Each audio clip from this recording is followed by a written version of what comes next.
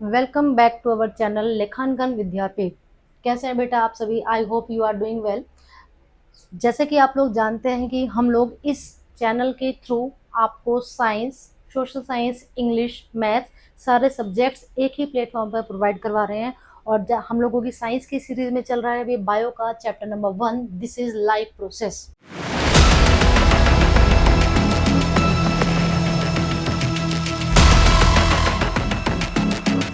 I am Ritu Sharma, having 18 years of experience in my teaching field, and we have done 3 videos of this chapter already. इससे पहले हम लोग 3 videos जो हैं इस chapter की कर चुके हैं। आई होप आप लोगों को अच्छे से समझ में आ गई होंगी। बेटा अगर किसी को कोई भी डाउट है तो आप कमेंट सेक्शन में हमारे से पूछ सकते हैं। आज का हमारा टॉपिक है, अब से पहले अब हमने जो वीडियोस की हैं उसमें हमने लाइफ प्रोसेस की मीनिंग के बारे में पढ़ा, न्यूट्रिशन, ऑटोट्रॉफिक न्यूट्रिशन को हमने डिटेल में पढ़ा। And now our topic is heterotrophic nutrition. जैसे कि नाम से ही पता लग रहा है, हेट्रोट्रॉफिक न्यूट्रिशन। मैंने आपको बताया था ऑटो वर्ड का मतलब था ऑटोमेटिक, जहां पर कोई भी लिविंग ऑर्गेनिज्म अपने न्यूट्रिशन के लिए किसी और ऑर्गेनिज्म के ऊपर डिपेंड नहीं करता, that type of nutrition is known as autotrophic nutrition. अब जस्ट उसका अपोजिट टॉपिक जो है हमारा, दिस इज हेट्रोट्रॉफिक न्यूट्रिशन। ये जो हेट्रोट्रॉफिक न्यूट्रिशन है बेटा, इसका मतलब है हमारा विषम पोषी, मीन्स कि जब पोषण के लिए, न्यूट्रिशन मतलब पोषण, जब अपने न्यूट्रिशन के लिए कोई भी लिविंग ऑर्गेनिज्म दूसरे लिविंग ऑर्गेनिज्म के ऊपर डिपेंड कर रहा है, ऐसा mode of nutrition heterotrophic nutrition. And obviously the organism which show this type of nutrition are known as heterotrophs. Organisms obtain their nutrients by consuming other organisms or organic matter as they cannot produce their own food. क्यों वो दूसरे organism से अपना food intake कर रहे हैं? क्योंकि उनके पास क्या नहीं है, अपनी खुद की एबिलिटी नहीं है अपने फूड को प्रोड्यूस करने के लिए, like green plants, due to the lack of chlorophyll. क्योंकि इनके पास क्लोरोफिल नहीं है, क्लोरोफिल ना होने के कारण ये क्या नहीं कर सकते हैं, अपना खाना खुद से नहीं बना सकते हैं। अब देखो, मैंने आपसे पूछा है कि guess who are we, means हम लोग, ह्यूमन बींग। अब बहुत सारे बच्चे क्या कहते हैं कि मैं, हमारी मम्मी तो खाना बना रही है। आपकी मम्मी बेटा खाना बनाती नहीं है, आपकी मम्मी खाना पकाती है। जो रॉ मटेरियल्स है, जैसे कि वेजिटेबल्स हो गई हैं, ग्रेन्स हो गई हैं, अनाज हो गया ना, तो वो सारा तो हम मार्केट से परचेज करके लेकर आ रहे हैं। मार्केट में कहाँ से आया? वो फार्मर्स ने उगाया था खेतों में। तो it means we are not producers. आपकी मम्मी जो खाना कुक कर रही है, केवल वो खाने को बनाती नहीं है। That's why we are heterotrophs. हमारे ग्रीन प्लांट्स और कुछ बैक्टीरिया, जैसे कि मैंने आपको बताया था, उनको अगर हम छोड़ दें, बाकी जितने भी लिविंग ऑर्गेनिजम्स हमारी अर्थ के ऊपर हैं, वो सारे के सारे हेट्रोट्रॉफिक न्यूट्रिशन शो करते हैं। ऑलरेडी हम लोग हेट्रोट्रॉफिक न्यूट्रिशन के बारे में जूनियर क्लासेस में पढ़कर आ चुके हैं, बट एक बार दोबारा से हम उसको रिकैप्चुलेशन करते हैं उनका, क्योंकि हेट्रोट्रॉफिक न्यूट्रिशन जो है वो एक वास्ट मोड ऑफ न्यूट्रिशन है। इसके 4-5 तरीके के टाइप्स हम लोगों ने पढ़े थे। जैसे कि हम लोगों ने पहला एक पढ़ रखा है parasitic nutrition. Parasitic nutrition, this type of nutrition is a subtype of heterotrophic nutrition, and in this type of nutrition the organisms obtain their food from other living organism. इस पैरासाइटिक न्यूट्रिशन में क्या होता है, जो living organism है वो दूसरे living organism से, लेकिन उसकी क्या खासियत है, जहां से अपना फूड ऑब्टेन कर रहे हैं वो लिविंग होता है, और जहां से अपना फूड ऑब्टेन करते हैं इनको बोला जाता है होस्ट। मीन्स जो फूड ऑब्टेन कर रहा है दिस इज पैरासाइटिक, और जहां से, जिस लिविंग ऑर्गेनिज्म से उसने फूड लिया, that one is host. Clear? जैसे कि आप लोगों ने देखा होगा कि सपोज मेरा बर्थडे है, मैंने आप लोगों को अपने घर पर पार्टी के लिए इनवाइट किया, तो आई एम द होस्ट, मैं पार्टी का क्या हूँ, होस्ट। अब आपको कहाँ पर बिठाना है, आपको मुझे क्या खाने के लिए देना है, तो आपकी पूरी की पूरी जो जिम्मेदारी, रिस्पॉन्सिबिलिटी, वो किसके ऊपर है, मेरे ऊपर। You are totally dependent on me for your nutrition.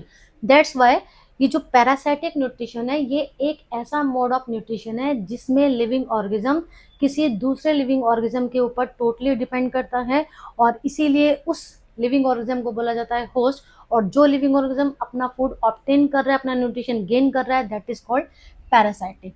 अब ये जो हमारा पैरासाइट्स हैं या पैरासाइट्स जिनको बोलते हैं, ये लिविंग ऑर्गेनिज्म जो कि पैरासाइट्स हैं, पैरासाइट्स इनकी डिपेंडेंसी के अकॉर्डिंग और इनका होस्ट के ऊपर वो किस तरह पर, मतलब कि कहाँ पर रह रहे हैं, होस्ट की बॉडी के ऊपर या होस्ट की बॉडी के अंदर, इसके अकॉर्डिंग पैरासाइट्स को टोटली 4 कैटेगरी में डिवाइड किया गया है। फर्स्ट कैटेगरी है उनकी डिपेंडेंसी के अकॉर्डिंग, तो फर्स्ट टोटली पैरासाइट और दूसरा पार्शियली पैरासाइट।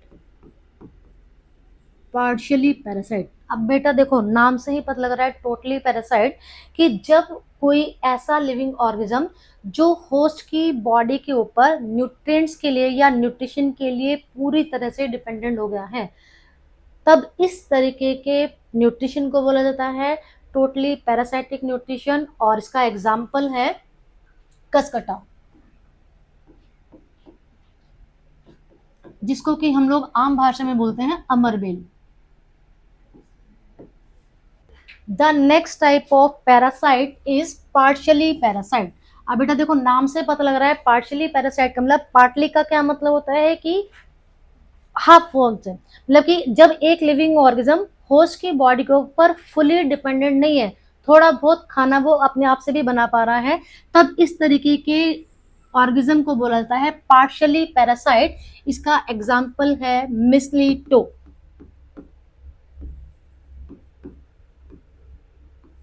ये तो था बेटा हमारा डिपेंडेंसी के अकॉर्डिंग टाइप ऑफ पैरासाइट्स। अब बात आती है कि ये जो पैरासाइट हैं वो होस्ट की बॉडी के ऊपर किस जगह सरवाइव कर रहे हैं, उसके अकॉर्डिंग भी अगेन इन पैरासाइट्स को 2 कैटेगरी में डिवाइड किया गया है।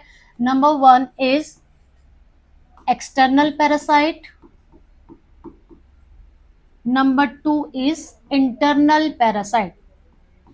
इंटरनल पैरासाइट, अब देखो यहाँ पर नाम से पता लग रहा है एक्सटर्नल, जब एक लिविंग ऑर्गेनिज्म होस्ट की बॉडी के ऊपर रहकर अपना न्यूट्रिशन वहां से गेन कर रहा है, then this type of nutrition is known as externally parasitic nutrition.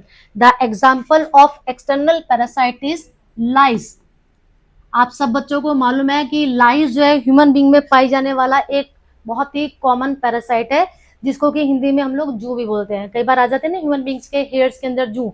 अब वो लाइस क्या कर रही है बेटा, वो हमारे हेयर्स के अंदर रह रही हैं, हमारी बॉडी के ऊपर। अब क्योंकि ये जो हेड है हमारा बॉडी का एक्सटर्नल पार्ट है, तो बॉडी के ऊपर रह रही है, वहीं पर रहते हुए ही वो अपना सारा का सारा जो न्यूट्रिशन है वो गेन कर रही है। तो ये हो गई हमारी एक्सटर्नल पैरासाइट का example. Another one is internal parasite. आप लोगों ने सुन रखा है कि कुछ कई बार छोटे बच्चों के पेट में हम लोग बोलते हैं ना कि जी बच्चों के पेट में कीड़े हो गए हैं, वो जो वॉर्म्स हैं वो सारे के सारे हैं हमारे इंटरनल पैरासाइट्स के example. Common examples tape warm and roundworm. Already you have learned about these in your primary classes. Okay. Now the next type of heterotrophic nutrition is saprophytic nutrition. And what is saprophytic nutrition? In this type of nutrition, the living organism obtain their nutrients from other dead and decaying organic matter. It means जो living organism अब dead हो चुके हैं और उनकी body decay होना start हो चुकी है, तो कुछ लिविंग ऑर्गेनिजम्स उनकी बॉडी से सड़ी गले चीजों से अपना फूड ऑब्टेन कर रहे हैं। इस तरीके के मोड ऑफ न्यूट्रिशन को बोला जाता है सैप्रोफाइटिक न्यूट्रिशन। और इस तरीके के जितने भी लिविंग ऑर्गेनिजम्स हैं जो सैप्रोफाइटिक न्यूट्रिशन शो करते हैं उनको बोला जाता है सैप्रोफाइट्स। इसका एग्जाम्पल है मशरूम। अगर आपने कभी विलेजेस में मशरूम को उगते हुए देखा होगा बेटा, तो जो मशरूम्स है ना, जहाँ पर हमारा काव डंग पड़ा हुआ है जी, ठीक है, या एग्रीकल्चर वेस्ट सड़ गल रहा है, वहां पर ही हमारे मशरूम्स उग जाते हैं। इसीलिए कुछ लोग जो हैं इन मशरूम्स को नहीं खाते। जैसे कि जो लोग ब्राह्मण वगैरह हैं या पंडित लोग हैं, कुछ लोग मशरूम को खाना पसंद इसीलिए नहीं करते क्योंकि उनको इनका न्यूट्रिशन का टाइप पता है कि कहाँ से अपना फूड ऑब्टेन कर रहे हैं। Okay, the next one is holozoic nutrition. अब नाम से ही पता लग रहा है होलोजोइक न्यूट्रिशन, जब एक लिविंग ऑर्गेनिज्म क्या करेगा, पूरी की पूरी सॉलिड बॉडी को यूज कर लेगा अपने न्यूट्रिशन के लिए, then this type of nutrition is known as holozoic nutrition, जो कि अभी हम अमीबा में, दिस वन इज अमीबा, और अमीबा के बारे में अभी हम डिटेल में पढ़ेंगे। The next is nutrition in amoeba. आप लोगों को ये बात मालूम है बेटा, according to cellular arrangement there are two types of living organism. Number one is unicellular and another one is multicellular. The living organism which are made up of only single type of cell are known as unicellular. 6 onwards आप लोग पढ़ते आ रहे हो, और unicellular organisms की हम लोग जब भी बात करते हैं तो वहां पर सबसे कॉमन एग्जांपल है हमारा अमीबा। और मल्टी सेलुलर ऑर्गेनिजम्स की अगर हम बात करते हैं तो there are millions of living organisms which are multicellular. ठीक है, उसमें सबसे ज्यादा टॉप मोस्ट लेवल पर कौन आते हैं, वही ह्यूमन बींग। इसीलिए अब हम इस चैप्टर में क्या करेंगे, एक unicellular organism that is amoeba, इसका न्यूट्रिशन कि कैसे यूनिसेलुलर ऑर्गेनिजम्स अपना न्यूट्रिशन इनटेक करते हैं, और इसके बाद हम पढ़ेंगे न्यूट्रिशन इन ह्यूमन बींग, क्योंकि we are the complex multicellular organism on the earth. अब अगर मैं बात करूं अमीबा की, इससे पहले मैं एक बहुत कॉमन सी चीज बेटा आपसे पूछना चाहती हूँ, आई होप सब बच्चों को मालूम ही होगी कि what do you know about the shape of amoeba, कि जो अमीबा है हमारा इसकी शेप कैसी है। जनरली हम जब कभी भी यूनिसेलुलर ऑर्गेनिजम्स की बात करें तो अमीबा की ही बात क्यों करते हैं, because it has it shape irregular shape है इसकी, ये अपनी शेप जो है वो चेंज करता रहता है। तो जिसकी वजह से हम लोगों को क्या बेनिफिट मिल जाता है कि जब हम लोगों को डायग्राम के थ्रू क्वेश्चन को एक्सप्लेन करना है तो हम जैसे मर्जी शेप बना दें, तो हमारे लिए थोड़ा इजी, हमारे मार्क्स कटने की पॉसिबिलिटी थोड़ी कम हो जाती है। अब न्यूट्रिशन का जो प्रोसेस है हम लोगों ने चैप्टर की स्टार्टिंग में पढ़ा था कि द इनटेकिंग ऑफ फूड और nutrients and utilising them is known as nutrition. तो यहाँ पर ये जो न्यूट्रिशन है, ये किसी भी लिविंग ऑर्गेनिज्म का बेटा न्यूट्रिशन है वो जाकर 4-5 स्टेप्स में कंप्लीट होता है। First step is ingestion, means food को इनटेक करना, आफ्टर दैट डाइजेशन, फूड को डाइजेस्ट करना, एब्जॉर्प्शन, बॉडी उस डाइजेस्टेड फूड को एब्जॉर्ब करती है, एसिमिलेशन, उसको पूरे सब जगह बॉडी पार्ट्स तक जहां जहां पर उसकी रिक्वायरमेंट है पहुंचा दिया जाता है, and the last one is undigested food को बॉडी से बाहर निकालना। These all are the steps of nutrition. अब देखें यहाँ पर अमीबा किस तरह से न्यूट्रिशन गेन करता है। तो ये जो अमीबा है बेटा, हमें मालूम है कि इसके ये जो फिंगर लाइक प्रोजेक्शंस हैं, these are known as pseudopodia. What is the meaning of pseudopodia? Pseudo का मतलब होता है फॉल्स एंड पोड का मतलब होता है फीट, मीन्स फॉल्स फीट। ये जो इसके फिंगर लाइक प्रोजेक्शंस है एक्चुअल में इसके फीट नहीं है, बट वो फीट की तरह से काम कर रहे हैं। तो ये जो अमीबा है वो क्या करता है, because this is unicellular organism, suppose this is the food particle near an amoeba ने क्या किया, अपने फिंगर लाइक प्रोजेक्शन से वो पहले इस तरह से रोलिंग करते करते वो इसके नियर बाई पहुंच गया।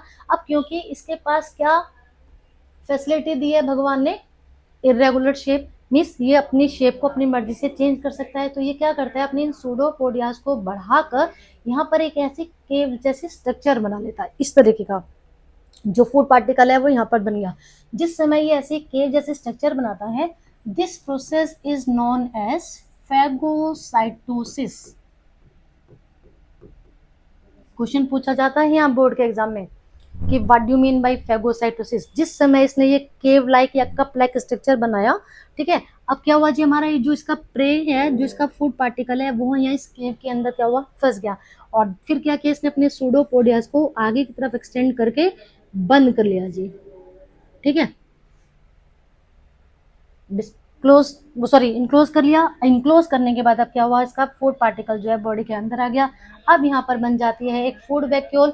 इस फूड वैक्यूल के अंदर होते हैं डाइजेस्टिव जूसेस, जिसकी वजह से इसका ये जो फूड है ये क्या होता है, डाइजेस्ट हो जाता है। अब हमने यहाँ पर क्या देखा कि इसने पूरे के पूरे अपने फूड को एक बार में ही इनगल्फ कर लिया, ठीक है।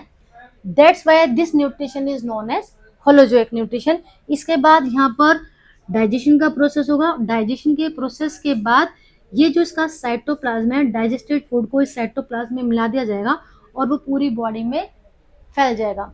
आफ्टर दैट जो अनडाइजेस्टेड फूड बचता है तो इजेशन कैसे होगा, because there is no any special organ for this process. तो अमीबा में क्या होगा, जो भी कोई अनडाइजेस्टेड फूड है बेटा वो सारा का सारा किसी एक जगह पर अक्यूमुलेट हो जाएगा, क्लियर। एंड आफ्टर दैट वो इस सेल बॉडी के थ्रू बॉडी के बाहर उसको इजेक्ट कर दिया जाता है। आई होप अब आपको समझ में आ गया होगा। और यहाँ से क्वेश्चन जो है बेटा जरूर आता ही आता है कि explain the process of nutrition in amoeba with the help of a well labelled diagram. तो आपको ये डायग्राम बनाना है। डायग्राम में सिर्फ ऐसा नहीं है कि आप केवल एक स्टेप बना कर आ जाएंगे, आपको ये चारों स्टेप बनाने हैं स्टेप बाय स्टेप, कि कैसे फूड पार्टिकल अमीबा के पास पहुंचा, उसने अपनी बॉडी के अंदर उसको कैसे कैप्चर किया, कहाँ पर डाइजेशन हुआ और किस तरह से उसको बाहर बॉडी के इजेक्ट कर दिया गया। आई होप आप लोगों को बेटा समझ में आया होगा। अब इसके बाद हम लोग जो इस चैप्टर का सबसे ज़्यादा इम्पोर्टेंट पार्ट है, nutrition in human being, means हमारे अंदर ह्यूमन बींग के अंदर ये न्यूट्रिशन का प्रोसेस कैसे होता है। होते तो वहाँ पर भी यही 4 स्टेप्स हैं, लेकिन ये 4 स्टेप्स हमारे पूरे के पूरे डाइजेस्टिव सिस्टम के कौन से पार्ट में हो रहे हैं, कहाँ पर हो रहे हैं, कौन से एंजाइम्स वहाँ पर अपना क्या रोल प्ले कर रहे हैं, वो सब हम नेक्स्ट वीडियो में पढ़ेंगे। आई होप आपको समझ में आया होगा बेटा। तो वीडियो को लाइक करेंगे, कमेंट करेंगे, साथ साथ में शेयर करना है, प्लस हमारे चैनल को सब्सक्राइब करना है। तो तब आज के लिए इतना ही, मिलते हैं नेक्स्ट वीडियो में, तब तक के लिए टेक केयर।